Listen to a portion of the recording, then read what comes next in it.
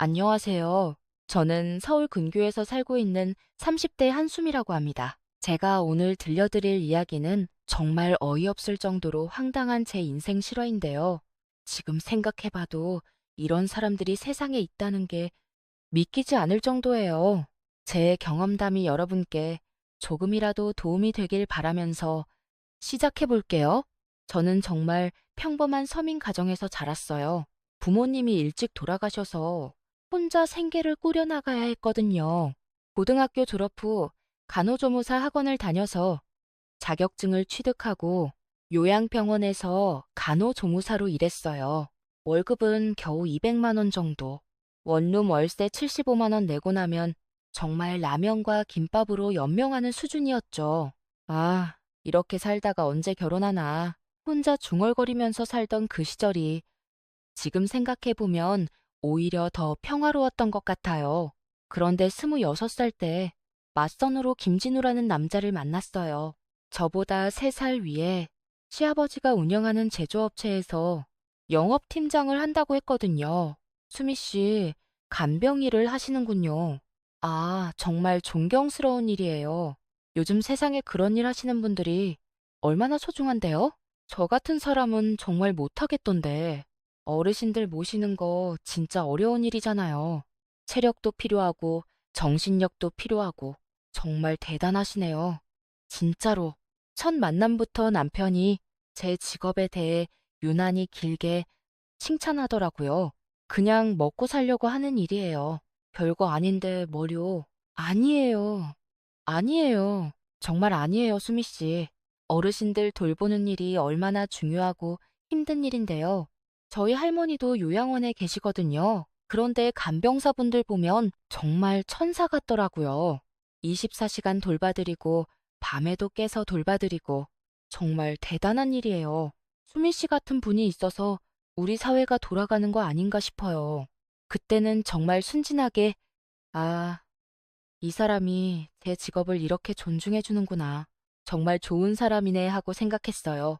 나중에 알고 보니 완전히 다른 계산이 있었는데 말이죠. 맞선을 본 지 3개월 만에 남편이 프러포즈 했어요. 수미야, 우리 결혼하자. 아니, 진짜로 말이야. 내가 여태까지 만난 여자 중에 너만큼 착하고 성실한 사람 없었어. 요즘 세상에 이렇게 봉사정신 투철하고 어르신들 잘 모시는 여자가 어디 있어. 너 같은 여자를 놓치면 나 평생 후회할 것 같아. 정말이야, 수미야. 내가 너를 정말 좋아해. 아니, 사랑해. 조금 갑작스럽긴 했지만 남편이 진심으로 저를 좋아하는 것 같았고 저도 혼자 사는 게 너무 외로웠던 터라 결혼을 승낙했어요. 그래요? 정말요? 저도 좋아요. 하지만 저 가진 게 없는데 괜찮을까요? 가진 게 없다니 무슨 소리야. 수미야, 너는 마음이 예쁘잖아. 그리고 전문 기술도 있고 요즘 세상에 그게 얼마나 중요한데 돈으로 살 수 없는 가치야, 가치. 시댁에 인사 갔을 때 시모의 반응이 정말 특이했어요. 아이고, 우리 며느리. 어머나, 참 착하게 생겼네.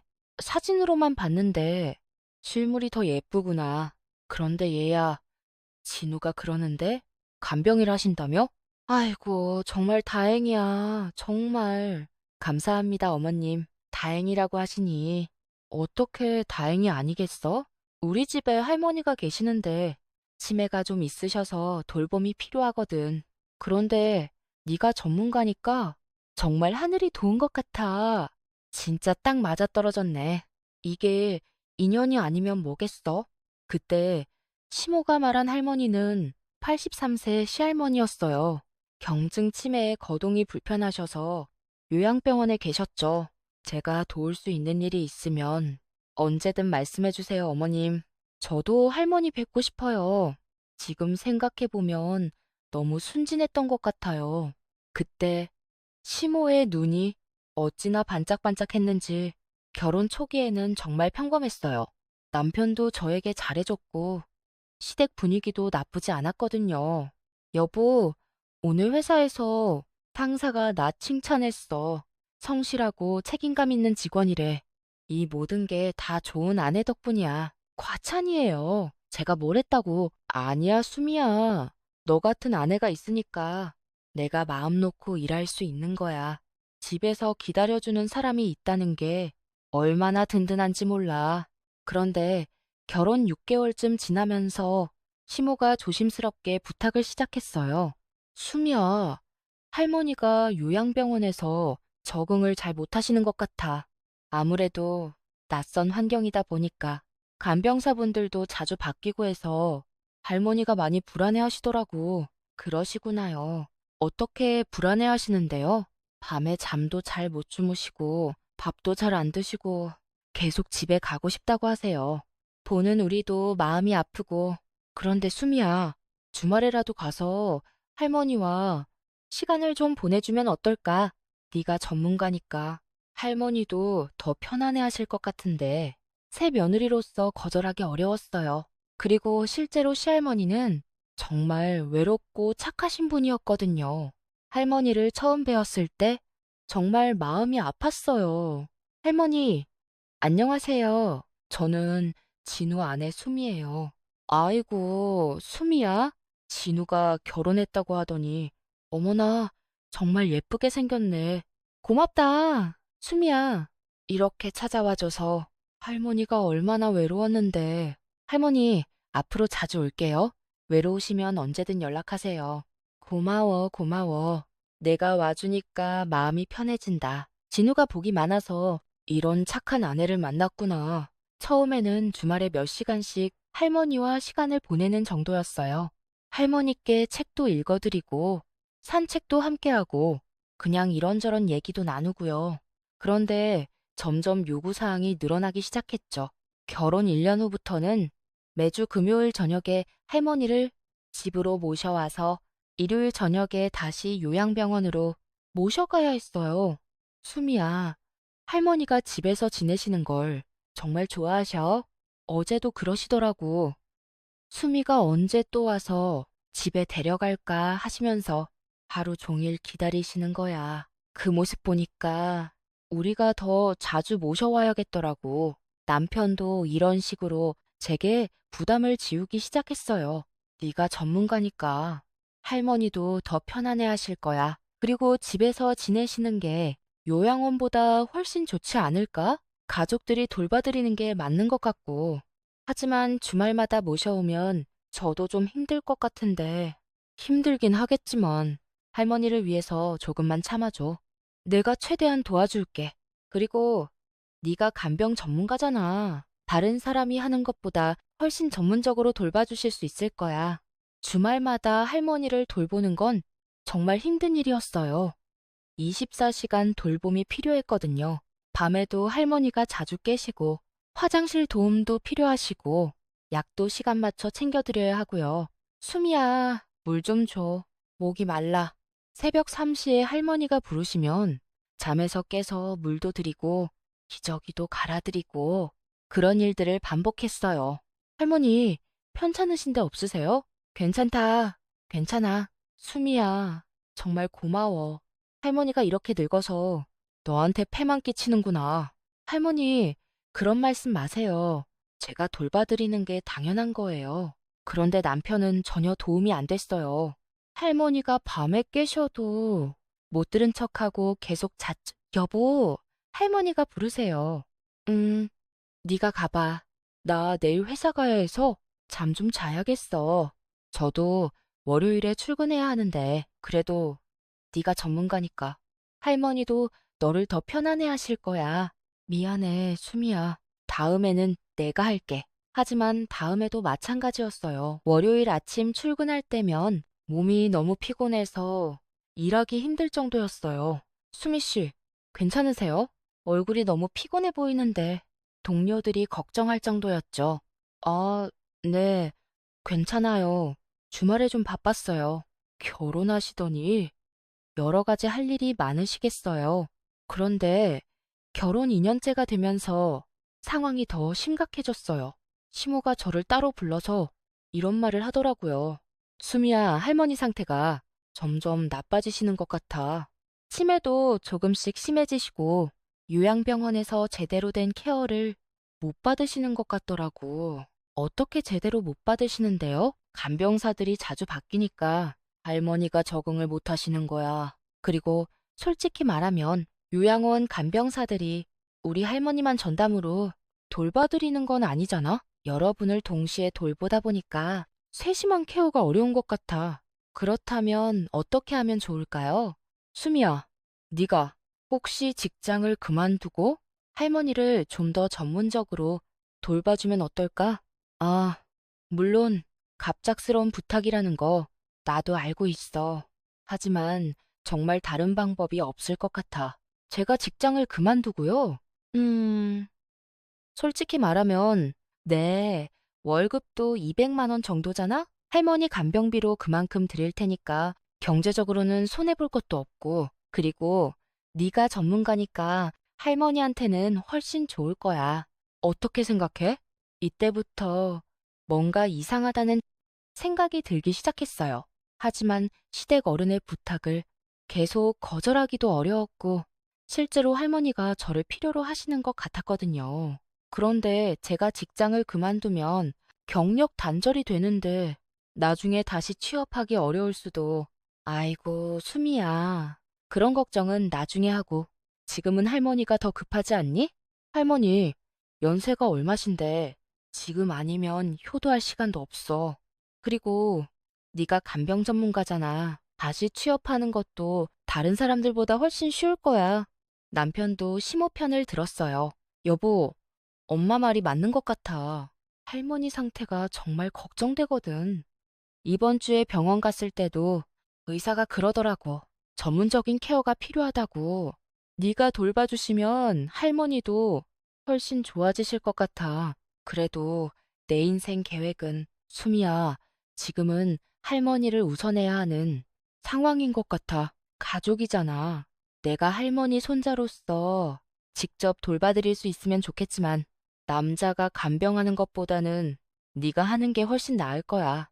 그리고 네가 전문가니까 이해해줘, 수미야. 결국 저는 직장을 그만두고 시할머니 전담 간병인이 됐어요. 동료들이 정말 아쉬워했어요. 수미 씨, 정말 그만두시는 거예요? 왜요?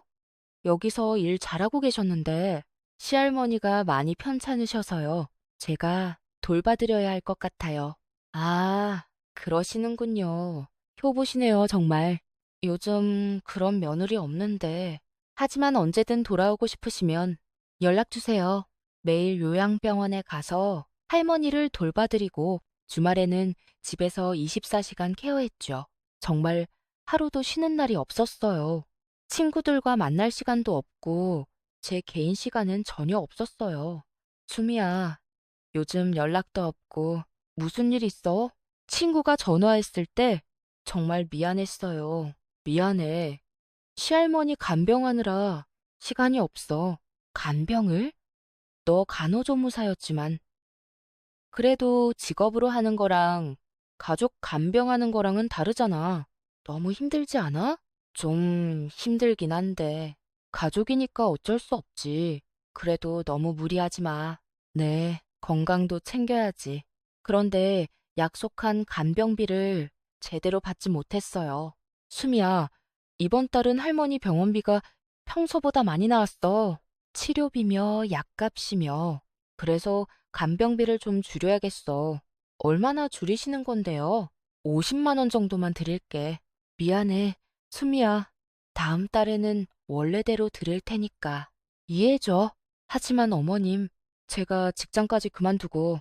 아이고, 수미야. 그런 말 하지 마. 우리도 형편이 있는 거 알지? 할머니 병원비만 해도 한 달에 얼마나 나가는데 조금만 참아줘. 응? 이런 식으로 핑계를 대며 간병비를 자꾸 깎더라고요.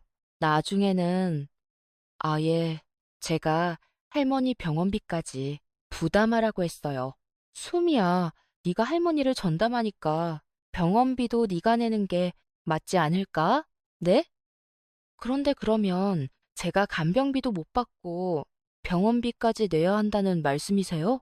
가족끼리 그런 걸 따져? 할머니도 내 할머니잖아. 그리고 솔직히 말하면 네가 간병하면서 많이 배우는 것도 있을 거 아니야? 경험도 쌓고. 나중에 다시 일할 때 도움이 될 거야. 이때부터 정말 화가 나기 시작했어요. 간병은 저 혼자 다 하면서 비용까지 제가 부담하라는 거잖아요.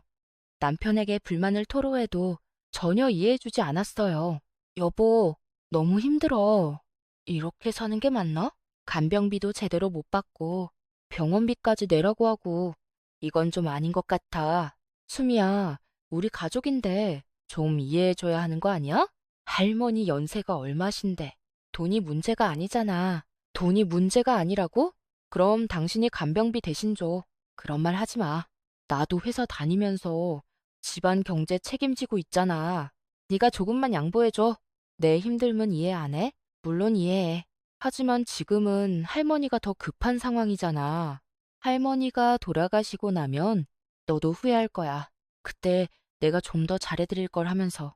남편은 항상 할머니를 우선시했어요. 제 상황은 전혀 배려하지 않았죠. 그런데 결혼 3년째부터 남편의 행동이 이상해지기 시작했어요. 집에 늦게 들어오는 일이 많아졌고, 주말에도 자주 외출하더라고요. 어디가? 아, 회사 일 때문에 나가야 해. 급한 프로젝트가 하나 들어왔거든. 주말에 무슨 회사 일? 진우야, 요즘 너무 바쁜 거 아니야? 요즘 경기가 안 좋잖아. 우리 회사도 실적 압박이 심해서 주말에도 일하지 않으면 살아남기 어려운 상황이야. 미안해. 수미야, 조금만 참아줘. 예전에는 주말에 집에서 쉬기만 했는데 말이에요. 더 이상한 건 저와의 관계도 소원해지기 시작한 거예요. 여보, 오늘은, 피곤해. 할머니 간병하느라 너도 힘들 텐데. 푹 쉬어. 나도 회사 일 때문에 머리가 복잡해서 이런 식으로 자꾸 피하더라고요. 그리고 가끔 이런 말도 했어요. 수미야, 요즘 너 병원 냄새 같은 게 나는 것 같아. 무슨 냄새요? 저 매일 씻는데. 아니, 그런 냄새가 아니라 간병하다 보니까 그런 냄새가 몸에 배는 것 같아. 소독약 냄새라고 해야 하나. 어쨌든 좀 그래. 정말 상처가 됐어요. 할머니를 돌본다는 이유로 저를 기피하기 시작한 거거든요. 그럼 어떻게 하라는 거예요? 할머니 간병 그만두라고요? 그런 게 아니라 좀 더 신경 써서 씻고 아니면 향수라도 뿌리고 다니면 어때? 향수요? 할머니한테 향수 냄새 나면 더 안 좋지 않을까요? 그것도 그렇네. 아무튼 뭔가 방법을 찾아봐. 결혼 4년째가 되자 남편의 태도는 더욱 냉담해졌어요. 할머니 간병 때문에 스트레스 받아. 집에 와서도 편히 쉴 수가 없어. 그럼 당신이 좀 도와주든지. 저 혼자 다 하지 말고. 그게 네 일이잖아. 나는 밖에서 돈 벌어오고 너는 집안일하고 역할 분담인 거지. 집안일이 아니라 간병이에요. 그리고 언제부터 제 일이 됐어요? 결혼할 때부터 그런 얘기 했잖아. 네가 간병 전문가니까 할머니 돌봐달라고. 그때는 주말에 가끔 뵙는 정도인 줄 알았지. 이렇게 24시간 전담하라는 줄은 몰랐어요. 상황이 바뀐 거잖아. 할머니 상태가 나빠지셨으니까 우리도 맞춰서 해야지. 이제 본색을 드러내기 시작한 거죠. 그런 어느 날 밤 정말 충격적인 일이 일어났어요. 제 아버지가 택시기사를 하시는데 그날 밤 손님 한 분을 태우셨대요. 기사님, 강남역으로 가주세요. 네, 알겠습니다. 뒷좌석에서 누군가가 전화를 하는 소리가 들렸는데 목소리가 너무 익숙하더래요. 예린아, 나야. 오늘 정말 고마웠어. 너랑 함께 있으니까. 정말 마음이 편해진다. 아, 그런데 예린아, 나 곧 정리될 것 같아. 뭐가 정리돼요? 복잡한 상황들 말이야. 조금만 더 기다려줘. 우리 결혼 날짜도 정하고 부모님께도 정식으로 인사드리고 싶어. 정말로. 하지만 오빠 상황이. 걱정 마, 예린아. 지금 좀 복잡하긴 하지만 곧 다 정리될 거야. 내가 처리할게. 그리고 우리 앞으로는 당당하게 만날 수 있을 거야. 아버지가 룸미러로 확인해 보니 바로 제 남편이었다는 거예요. 수미야, 이게 무슨 일이냐? 네, 남편이 다른 여자랑 결혼 얘기를 하고 있더라. 아버지가 저에게 전화했을 때 저는 처음엔 믿을 수가 없었어요.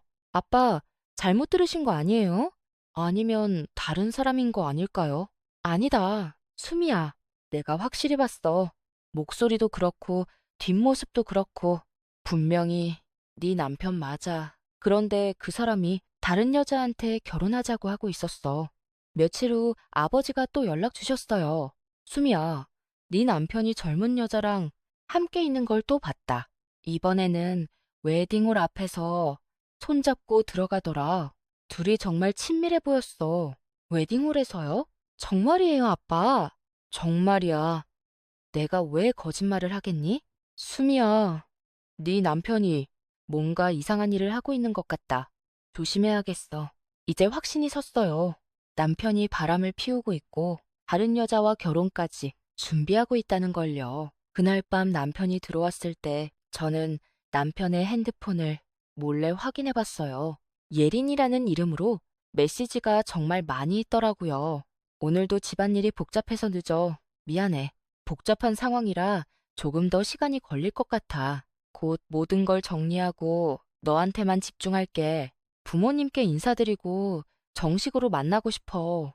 너 같은 여자는 정말 처음이야. 모든 게 다 들통났어요.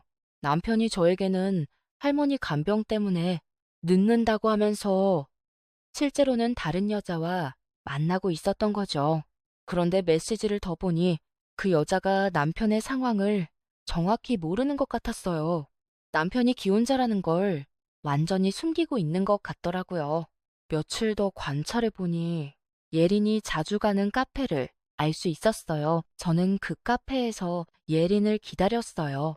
드디어 예린을 만날 수 있었어요.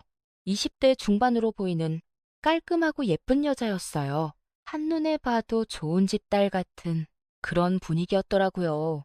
저는 용기를 내서 예린에게 다가갔어요. 죄송한데요. 혹시 김진호 씨 아세요? 예린이 깜짝 놀라더니 환하게 웃으며 대답했어요. 네. 어떻게 아시는지 진호 오빠와 만나고 있어요. 혹시 진호 오빠 친구분이세요? 아니면 직장 동료분이신가요? 진호 오빠가 제 얘기를 했나 봐요.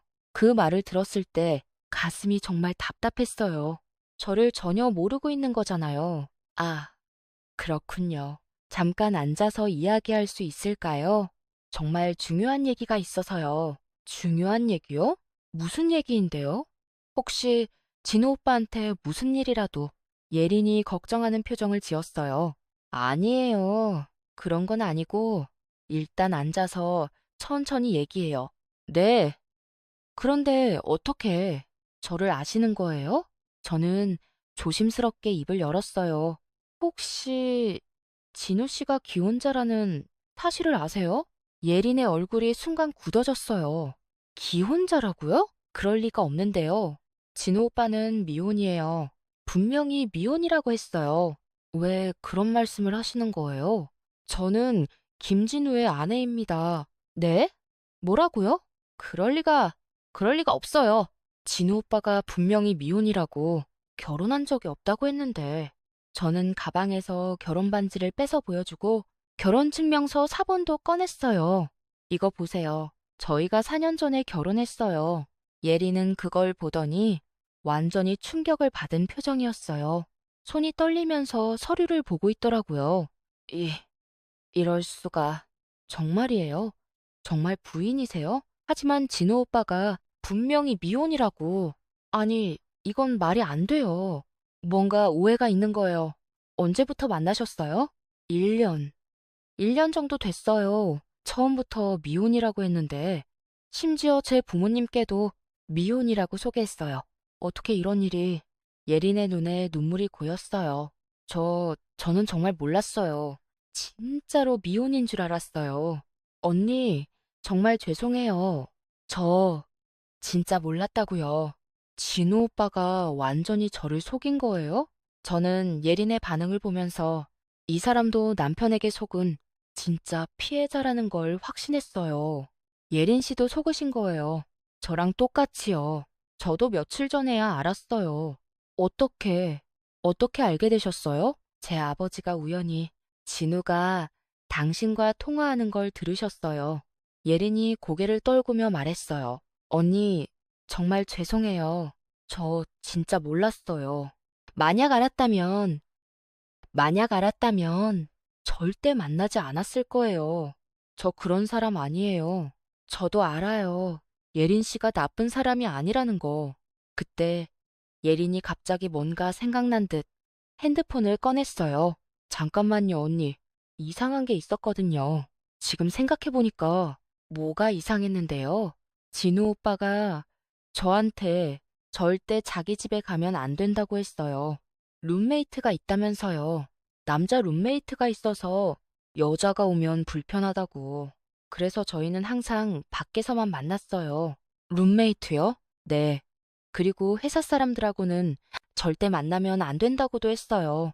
회사에서 연애 금지라고 하면서 사실 그것도 좀 이상했어요. 요즘 시대에 회사에서 연애 금지가 어디 있어요?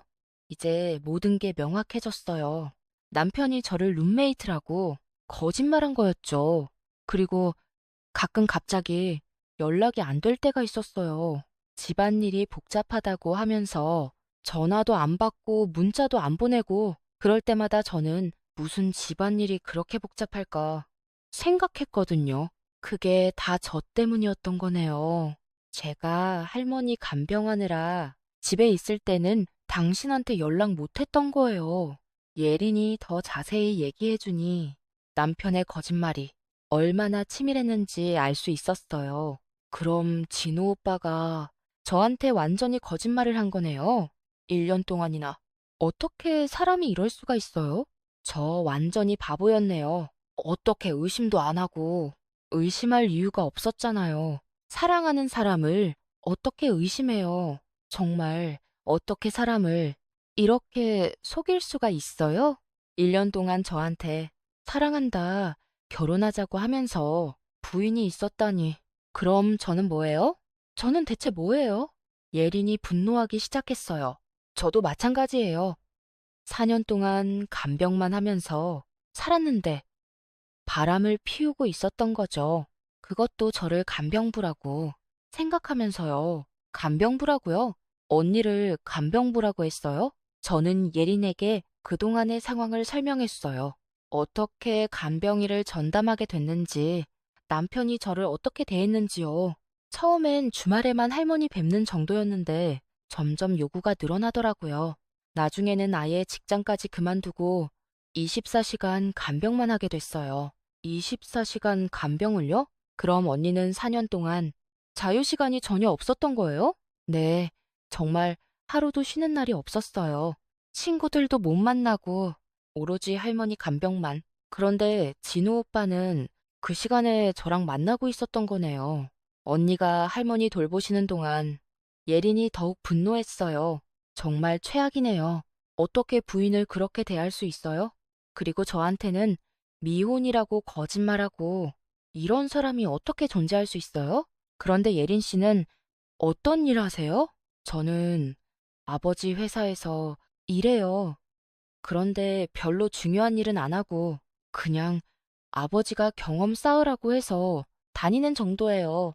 회사가 어디세요? 대성산업이라고 중견기업인데. 아, 별로 유명하지는 않을 거예요. 이때 저는 정말 깜짝 놀랐어요. 대성산업은 시아버지 회사의 가장 큰 거래처였거든요. 혹시 대성산업 사장님이 아버님이세요? 네. 어떻게 아세요? 설마 저희 회사 아세요? 진우 시아버지 회사랑 거래하시는 곳이에요. 시아버지가 늘 얘기하셨거든요. 대성산업이 가장 큰 거래처라고. 예린의 얼굴이 더욱 굳어졌어요. 그럼 진우 씨가 사업적인 목적으로도 저한테 접근한 건가요? 사랑한다고 하면서 사실은 저희 아버지 회사 때문에 그럴 가능성이 높아요. 예린이 주먹을 불끈 쥐었어요.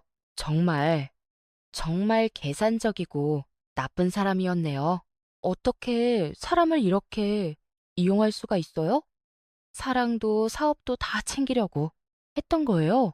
그런 것 같아요. 언니, 저희 이대로 당할 수는 없어요. 너무 억울해요. 저희가 뭘 잘못했다고 이런 취급을 받아야 해요? 저도 그렇게 생각해요. 함께 대응해요, 언니. 저 혼자로는 한계가 있을 것 같아요. 하지만 언니랑 함께하면 뭔가 할 수 있을 것 같아요. 그렇게 저희는 함께 대응하기로 했어요. 우선 예린이 부모님께 사실을 말씀드리기로 했어요. 부모님이 진우 오빠를 정말 좋게 보고 계셔서 큰 충격을 받으실 것 같아요. 아버지는 진우 오빠를 아들처럼 아끼셨거든요. 하지만 말씀드려야죠. 부모님도 속고 계시는 거니까요. 네, 정말 어떻게 말씀드릴지. 아버지, 제가 1년 동안 기혼남과 교제했어요. 라고 어떻게 말해요? 진실을 말하는 게 가장 좋을 것 같아요. 예린 씨도 피해자라는 걸 분명히 말씀드리고요. 그날 밤 예린이 부모님께 모든 사실을 털어놨다고 연락이 왔어요. 언니, 대박 났어요. 어떻게 됐어요? 아버지가 정말 화나셨어요. 제 얘기 다 듣고 나시더니 얼굴이 새하얗게 변하셔서 뭐라고? 그놈이 우리 딸을 농락했다고? 하시면서 책상을 주먹으로 세게 치셨어요. 많이 놀라셨겠어요. 어머니도 처음엔 우리 예린이가 설마 하시다가 제가 증거까지 보여드리니까 이런 우리 순진한 예린이를 어떻게 이렇게 속일 수가 있어 하시면서 눈물까지 흘리셨어요. 예린 아버지는 기업인답게 냉정하게 판단하셨대요. 그래서 아버지가 뭐라고 하셨어요? 아버지가 말씀하시길 사업 관계를 이용해서 내 딸을 속인 건 절대 용서할 수 없다. 그 집안이 우리를 호구로 본 거야. 하시면서 정말 분노하셨어요. 어머니는 뭐라고 하셨어요? 어머니는 저보고 예린아, 네가 잘못한 게 아니야. 그 사람이 완전히 사기꾼이었던 거야. 우리 딸이 너무 순수해서 속은 거지 하시면서 저를 위로해 주셨어요. 그래서 어떻게 하시겠다고 하셨어요? 아버지가 제일 먼저 하신 말씀이 거래부터 정리하자였어요. 앞으로는 그 회사와 일체 거래하지 않겠다. 우리 딸을 이렇게 속인 집안과 어떻게 사업을 계속하느냐 하시면서요. 정말요? 네. 그리고 우리가 그냥 당하고만 있을 줄 아나? 사업하는 사람을 완전히 얕본 거야 하시면서 뭔가 계획을 세우고 계신 것 같아요. 이때부터 본격적인 대응이 시작됐어요. 예린 아버지는 대성산업 사장으로서 시아버지 회사와의 거래를 단계적으로 축소하기 시작했어요. 앞으로 계약갱신은 어렵겠습니다. 시아버지가 놀라서 전화했어요. 사장님, 갑자기 왜 그러시는 거예요? 저희가 뭔가 잘못한 게 있나요? 혹시 품질의 문제라도 품질 문제가 아닙니다. 개인적인 사유가 있어서 더 이상 거래하기 어렵겠어요. 개인적인 사유라고요? 사장님, 저희가 몇 년 동안 거래해왔는데 무슨 오해라도 있으시면 직접 찾아뵙고 설명드리겠습니다. 오해가 아닙니다. 당신네 아들이 뭘 했는지 모르시나 보네요. 저희 아들이요? 진우가 무슨 일을 우리 딸을 완전히 농락했습니다. 결혼했으면서 미혼이라고 속이고 1년 동안 우롱했어요. 이런 일을 당하고도 어떻게 거래를 계속할 수 있겠습니까? 시아버지가 그제야 상황을 파악했지만 이미 늦었죠. 사장님, 그건 아이들 개인적인 일이고 사업과는 별개 아닙니까? 별개요? 신뢰가 바탕이 되어야 하는 게 사업 아닙니까? 가정도 제대로 못 다스리는 집안과 어떻게 사업을 하겠어요? 예린 아버지는 정말로 시아버지 회사와의 모든 거래를 중단시켰어요. 시아버지 회사는 대성산업과의 거래가 매출의 70% 정도를 차지했는데 그게 갑자기 끊어지니까 바로 심각한 타격을 받기 시작했어요. 남편도 영업 실적 악화로 회사에서 엄청난 압박을 받게 됐죠. 진우야, 대성산업 거래가 왜 끊어진 거야? 네가 뭔 짓을 한 거야? 저도 잘 모르겠습니다. 갑자기 연락이 안 되더라고요. 갑자기가 어디 있어? 몇 년 동안 거래하던 곳이 이유도 없이 끊겼어? 네가 뭔가 잘못한 게 있을 거야. 남편은 예린에게 연락해서 이유를 알려고 했지만 예리는 이미 연락을 차단한 상태였어요. 동시에 저희는 주변 사람들에게도 사실을 알리기 시작했어요. 저는 친구들에게 남편의 바람 사실을 털어놨고 예린도 지인들에게 속았던 상황을 설명했어요. 진우가 기혼자인 줄 몰랐다고? 세상에. 그럼 너는 1년 동안 바람의 상대방이었던 거야? 음, 나도 완전히 속았어. 미혼이라고 했거든. 아니, 요즘 세상에 그런 사기꾼이 어디 있어? 부인은 간병부로 부려먹고 바람 상대는 재벌가 딸을 노리고 소문이 퍼지기 시작하면서 남편과 시댁의 평판이 급속도로 나빠지기 시작했어요. 그 집 아들이 문제가 많다던데 부인을 간병부 취급하면서 다른 여자랑 바람 피웠다잖아. 정말 몰상식한 가족들이야. 그런데 이 과정에서 더 충격적인 사실을 알게 됐어요. 시댁 사람들이 남편의 바람을 어느 정도 알고 있었다는 거였어요. 동네에서 시모가 이런 말을 했다는 얘기를 들었거든요. 아이고, 김 사모님, 며느리가 간병 전문이라서 참 좋으시겠어요. 그러게 말이야. 우리 할머니 돌보는 건 수미가 제일 잘하니까. 그런데 사실 젊은 남자가 집에서 간병하는 아내만 보고 있으면 답답할 수도 있잖아? 그게 무슨 말씀이세요? 젊은 남자니까 밖에서 활동도 해야 하고 사람들도 만나야 하고 그런 게 자연스러운 거 아니겠어? 며느리는 간병 전문이니까 계속 할머니 돌보게 하고 진우는 더 나은 사람 만나면 그것도 나쁘지 않을 수 있지. 이 말을 들었을 때 정말 기절할 뻔했어요. 시댁에서 아예 처음부터 이런 계산을 가지고 있었던 거죠. 저를 간병 전담으로 묶어두고 남편은 다른 여자와 새로운 관계를 시작하게 하려던 거예요. 더 충격적인 건 시모가 이런 말도 했다더라고요. 사실 우리 진우가 좋은 집 딸이랑 만나고 있는 것 같더라고. 대성산업 사장 딸이래. 그 집이 얼마나 잘 사는 집인데 우리 진우가 복이 있나 봐. 그럼 수미 씨는 어떻게 하실 거예요? 수미는 글쎄, 간병은 어차피 전문이니까 계속 하게 하면 되고 젊은 남자가 예쁜 여자 좋아하는 건 자연스러운 일 아니겠어? 정말 말도 안 되는 소리였어요. 마치 저를 간병 도구로만 생각하고 있었던 거죠. 이 사실을 알고 나니 더 이상 참을 수 없었어요. 저는 본격적인 대응을 시작했어요. 우선 남편과 직접 대화를 나눴어요. 더 이상 모르는 척 할 수 없었거든요. 진우야, 우리 얘기 좀 하자. 무슨 얘기? 나 오늘 피곤한데 내일 하면 안 될까? 안 돼. 지금 당장 해야 할 얘기야. 뭔데 그렇게 급해? 당신 바람 피우는 거 다 알고 있어. 남편의 얼굴이 순간 굳어졌어요. 뭔 소리야? 바람이 뭔 바람? 예린이라는 여자 만나는 거 내가 다 알아. 1년 동안 만난 거 맞지? 어떻게, 누가? 아니야, 그건 오해야. 오해?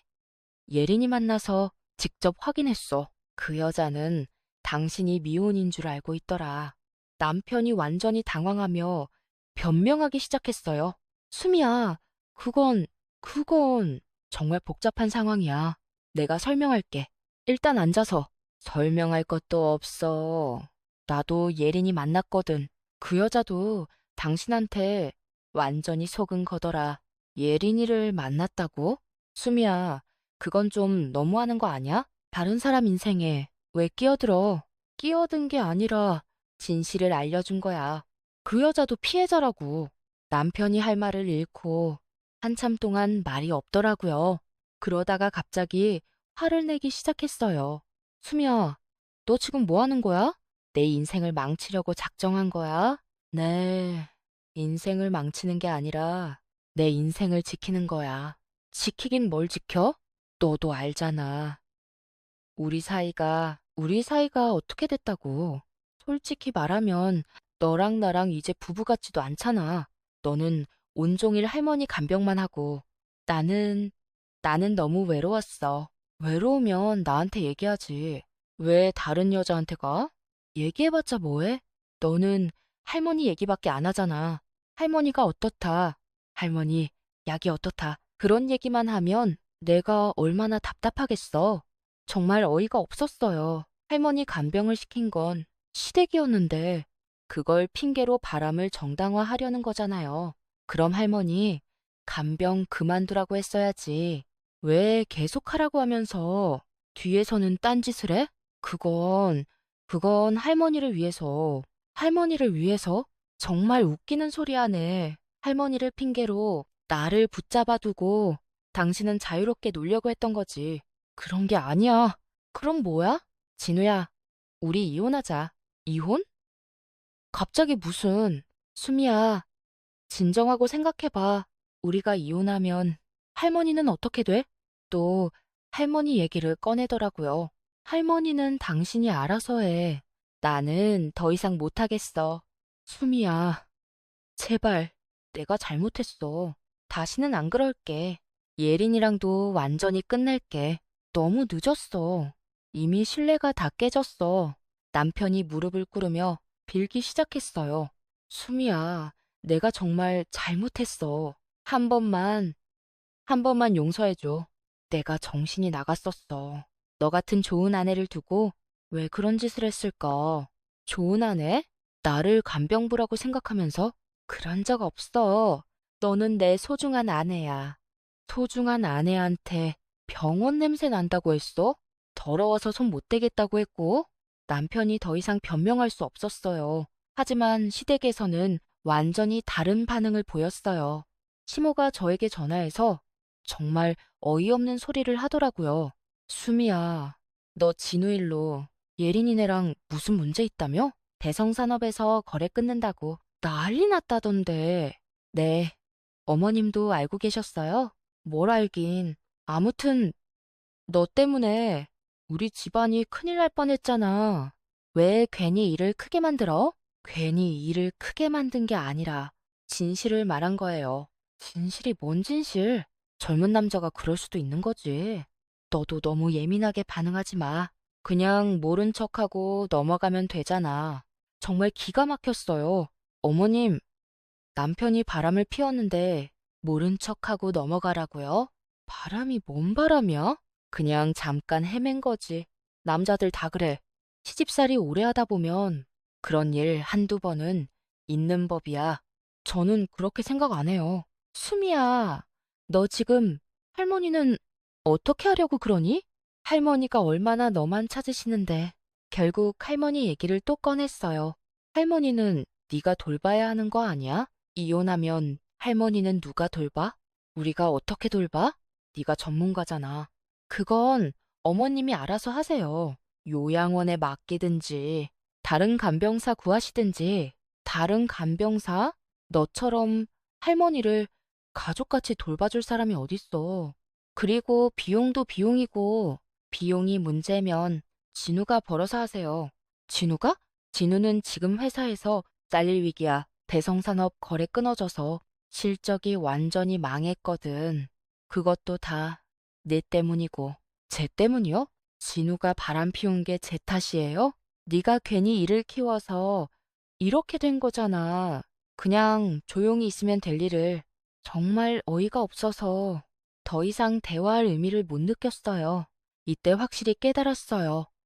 시댁에서는 정말로 저를 간병 전담으로만 생각하고 있었던 거예요. 남편의 바람도 그냥 젊은 남자가 할 수 있는 일 정도로 생각하고 있었고요. 더 이상 참을 수 없어서 저는 시할머니께 모든 상황을 말씀드렸어요. 다행히 할머니의 정신이 맑으신 날이었거든요. 할머니, 제가 지금 어떤 상황인지 아시겠어요? 할머니가 제 손을 잡으시며 말씀하셨어요. 알겠다, 우리 며느리. 정말 많이 힘들었구나. 할머니가 다 알고 있었어. 할머니도 알고 계셨어요? 진우가 딴 여자 만나는 거 할머니가 모를 줄 알았니? 그리고 우리 집 사람들이 너를 어떻게 생각하는지도 다 알고 있어. 그럼 왜 아무 말씀 안 하셨어요? 내가 뭔 힘이 있다고. 치매 걸린 늙은 할머니가 무슨 힘이 있겠니? 그저 미안하고 고마울 뿐이야. 할머니, 저 이제 더 이상 간병하기 어려울 것 같아요. 그래? 그래야지. 네가 너무 고생했어. 이제 그만하고 내 인생 살아야 해. 할머니는 괜찮으세요? 나야 괜찮지 뭐. 네가 행복해야 내가 마음 편해. 내 때문에 네가 이렇게 고생하는 걸 보니 할머니 마음이 너무 아파. 할머니는 오히려 저를 걱정해 주셨어요. 그리고 며칠 후 할머니가 놀라운 말씀을 하셨어요. 수미야, 내가 가진 돈이 좀 있다. 평생 조금씩 모아둔 게. 할머니, 그런 말씀 마세요. 아니야, 들어봐. 내가 젊을 때부터 용돈 조금씩 모아둔 게 있어. 내가 죽으면 어차피 그 사람들이 가져갈 텐데 차라리 네가 가져가거라. 할머니, 그러시면 안 돼요. 왜 안 돼? 4년 동안 나를 친딸처럼 돌봐준 네가 가져가는 게 당연하지. 그 사람들이 나한테 뭘 해줬니? 너 말고 누가 나를 이렇게 잘해줬니? 할머니는 정말로 저에게 목돈을 주셨어요. 제가 새로 시작할 수 있을 만큼의 큰 돈이었죠. 할머니, 이렇게 큰 돈을 받아. 네가 받지 않으면 그 사람들한테 다 뺏기고 말아. 내가 죽고 나면 내 유언장도 무시할 거야. 틀림없어. 한편 예린 아버지의 대응은 계속 진행되고 있었어요. 대성산업과의 거래 중단으로 시아버지 회사는 매출이 70% 이상 급감했어요. 직원들 월급도 밀리기 시작했고, 다른 거래처들도 소문을 듣고 발을 빼기 시작했죠. 그 회사 요즘 문제가 많다던데, 대성산업에서 거래 끊었다잖아. 뭔가 이유가 있을 거야. 우리도 계약 재검토해보자. 시아버지가 예린 아버지를 찾아가서 사정했지만, 돌아온 답은 냉정했어요. 사장님, 제발 한 번만 기회를 주세요. 저희가 뭔가 잘못했다면 바로 수정하겠습니다. 기회를 줘야 할 이유를 찾을 수 없습니다. 그래도 몇 년 동안 거래해온 사이인데 몇 년 동안 거래해온 사이라서 더 실망스럽습니다. 신뢰를 바탕으로 해온 거래인데 그 신뢰를 스스로 깨뜨리셨잖아요. 사장님, 그건 아이들 개인적인 문제고 개인적인 문제가 아닙니다. 당신 아들이 우리 딸을 1년 동안 속였어요. 기혼자면서 미혼이라고 하고 결혼하자고 했습니다. 이게 개인적인 문제입니까? 정말 죄송합니다. 제가 아들을 잘못 가르쳤습니다. 하지만 사업은 사업이고 사업도 사람이 하는 겁니다.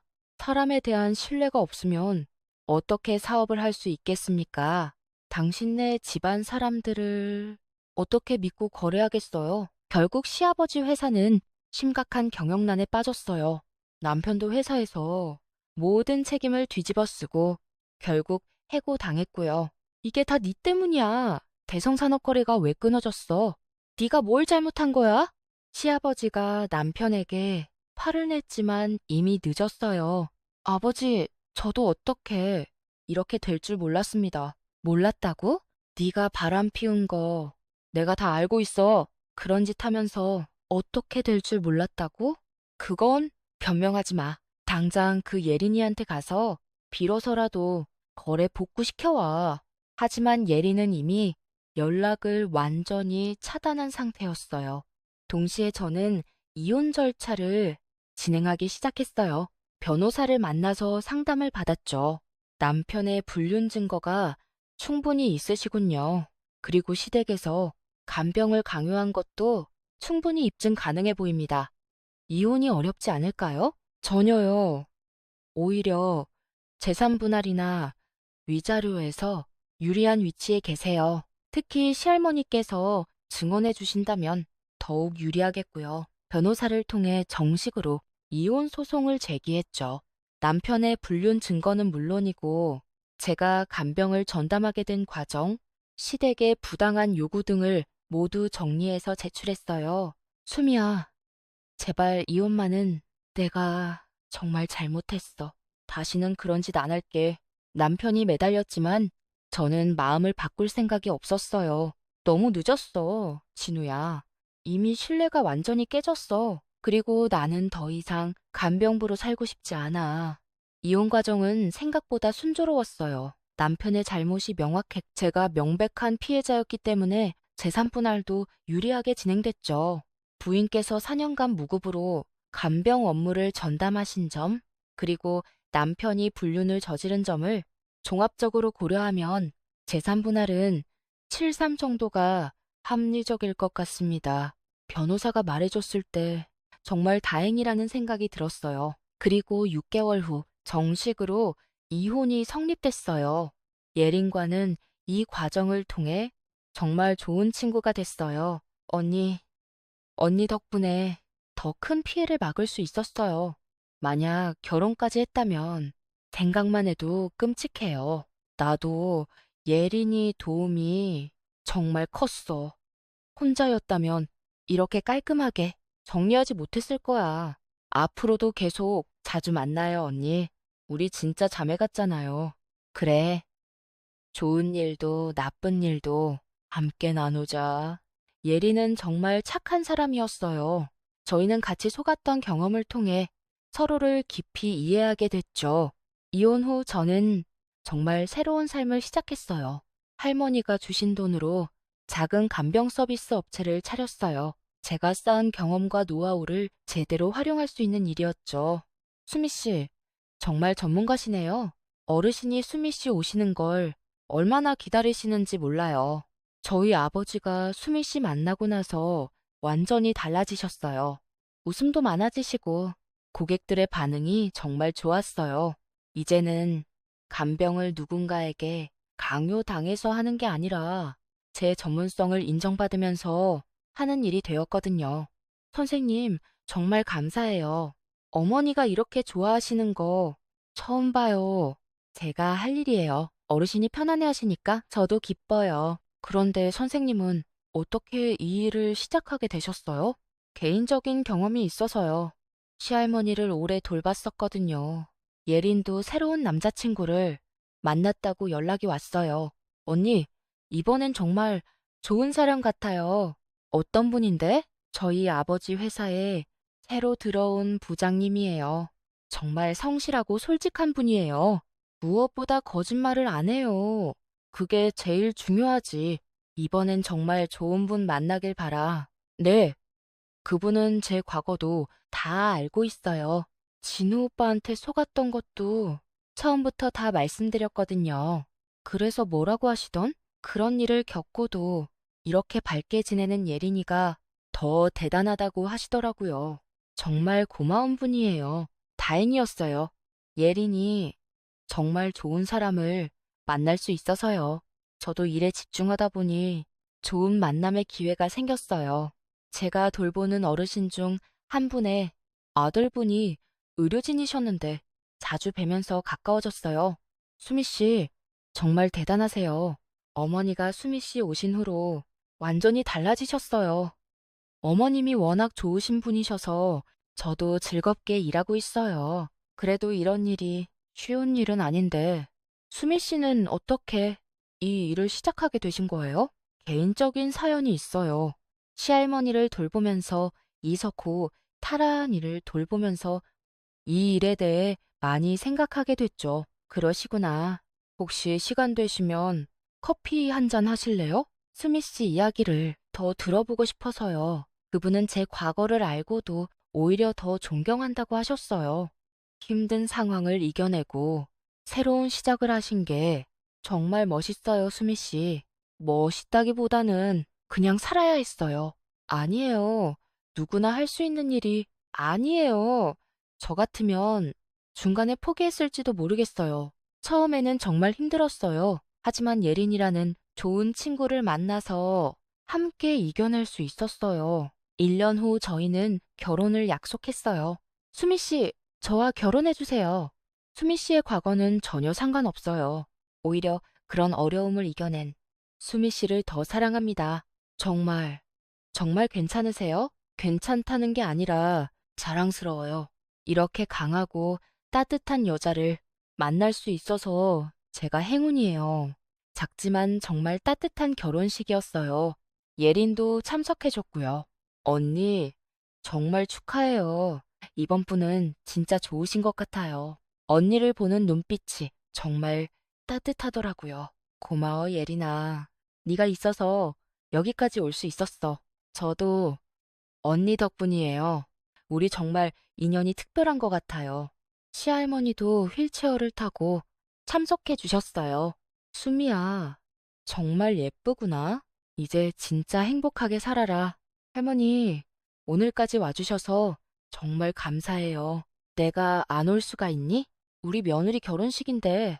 아니, 이제는 며느리가 아니지만 내 마음속에서는 영원히 내 진짜 며느리야. 할머니의 축복을 받으니 정말 감사하고 행복했어요.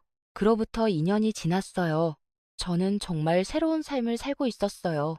남편과 함께 간병 전문 업체를 더 크게 키웠고 직원도 여러 명 채용했어요. 사장님, 새 직원 면접 어떻게 진행할까요?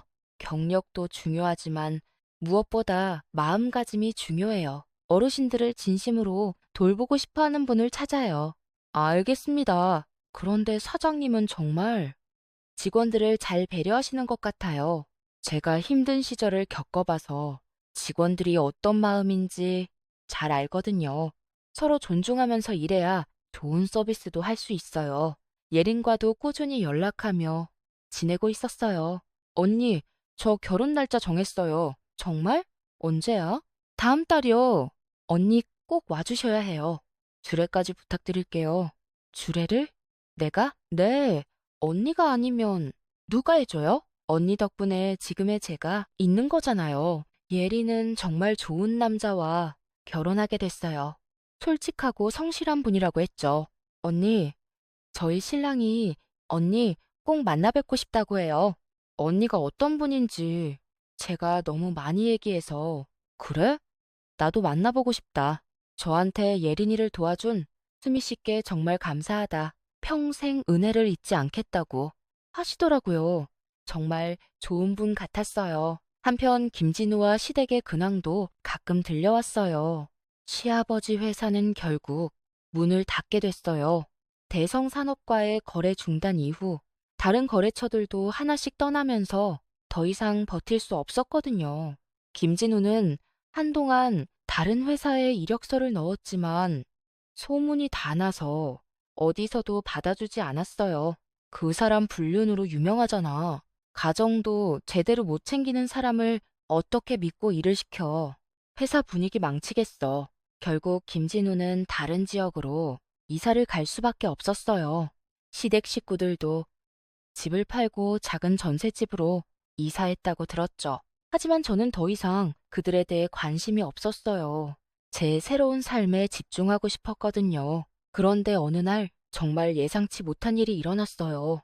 김진우가 저를 찾아온 거예요. 수미야, 나야? 문 앞에 서 있는 김진우를 보니 정말 많이 초라해져 있었어요. 예전의 모습은 전혀 찾을 수 없었죠. 뭐하러 왔어? 여기서 뭐해? 수미야, 내가 정말 잘못했어. 용서해줘, 제발. 용서? 지금 와서 무슨 소리야? 우리 이혼한 지가 언젠데. 알아, 알지만 나 정말 후회하고 있어. 너를 그렇게 대했던 것도 바람을 핀 것도 정말 미쳤었나 봐. 김진우가 눈물까지 흘리며 빌었지만 저는 전혀 마음이 움직이지 않았어요. 진우야, 너무 늦었어. 나는 이미 새로운 삶을 살고 있어. 새로운 삶? 수미야, 제발. 나 지금 정말 힘들어. 갈 곳도 없고 돈도 없고 일자리도 구하기 어렵고 그건 네가 자초한 일이야. 내가 왜 그걸 책임져야 해? 한때는 부부였잖아. 4년 동안 같이 살았잖아. 4년 동안? 그 4년 동안 너는 다 나를 뭘로 봤어? 간병부로 봤잖아. 그런 게 아니었어. 내가 정신이 없었어. 정신이 없었다고? 1년 동안 바람 피우면서 정신이 없었다고? 그때 마침 제 남편이 집에 돌아왔어요. 여보, 누구세요? 제 전 남편이에요. 제 남편이 상황을 파악하고는 김진우에게 차분하게 말했어요. 이제 가시는 게 좋겠어요. 수미 씨를 괴롭히지 마세요. 김진우가 제 남편을 보더니 더욱 절망한 표정을 지었어요. 수미야, 정말 끝인 거야? 정말 다시 시작할 기회는 없는 거야? 응, 완전히 끝났어. 우리는 남남이야. 내가 뭘 잘못했는지 이제 알겠어. 너 같은 좋은 사람을 두고 왜 그런 바보 같은 짓을 했을까? 이제 알아서 뭘 어떡해? 그때 알았어야지. 김진우는 더 이상 할 말이 없었나 봐요. 그냥 고개를 떨구고 힘없이 걸어갔어요. 그게 제가 김진우를 마지막으로 본 모습이었어요. 몇 개월 후 저에게 정말 기쁜 소식이 있었어요. 아기가 생긴 거예요. 남편이 정말 기뻐했어요. 정말요? 정말이에요? 아, 정말 기뻐요. 우리 아기가 생겼다니. 네, 의사 선생님이 건강하다고 하세요. 우리 아기는 정말 행복하게 클 거예요. 사랑받으면서 자랄 거고, 예린도 소식을 듣고 정말 기뻐해 줬어요. 언니, 정말 축하해요. 너무너무 기뻐요. 고마워, 예린아. 그런데 언니, 저도 곧 좋은 소식 있을 것 같아요. 설마, 예린이도? 아직 확실하지는 않지만 그런 것 같아요. 저희는 거의 비슷한 시기에 임신하게 됐어요. 정말 신기한 인연이었죠. 출산 예정일도 한 달 정도밖에 차이가 나지 않았어요. 언니, 우리 아이들 정말 친하게 지낼 것 같아요. 그러게요. 마치 진짜 사촌처럼 될 것 같아요. 태교도 함께해요. 저 태교 음악 좋은 거 많이 알고 있거든요. 먼저 제가 아들을 낳았어요. 정말 건강한 아기였어요. 여보, 정말 고생하셨어요. 우리 아들 정말 예쁘죠? 네, 정말 예뻐요. 엄마 닮아서 더 예쁜 것 같아요. 아니에요. 아빠 닮았어요. 이 눈 보세요. 완전히. 아빠 눈이에요. 그리고 3주 후 예린도 딸을 낳았어요. 언니, 저희 딸이에요. 정말 예쁘지 않아요? 와, 정말 예쁘다. 우리 아들이랑 나중에 정말 친하게 지내겠네. 그러게요. 벌써부터 기대돼요.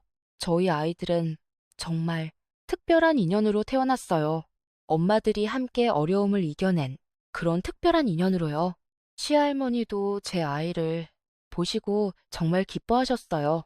아이고, 우리 증손자구나. 정말 예쁘게 생겼네. 할머니가 오래 살더니 이런 복도 보는구나.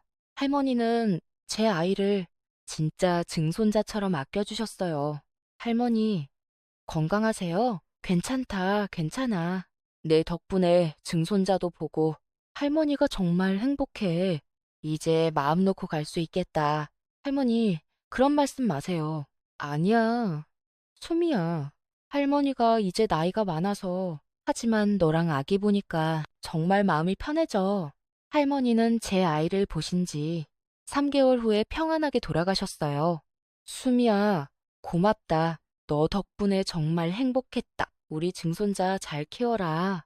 그게 할머니의 마지막 말씀이었어요.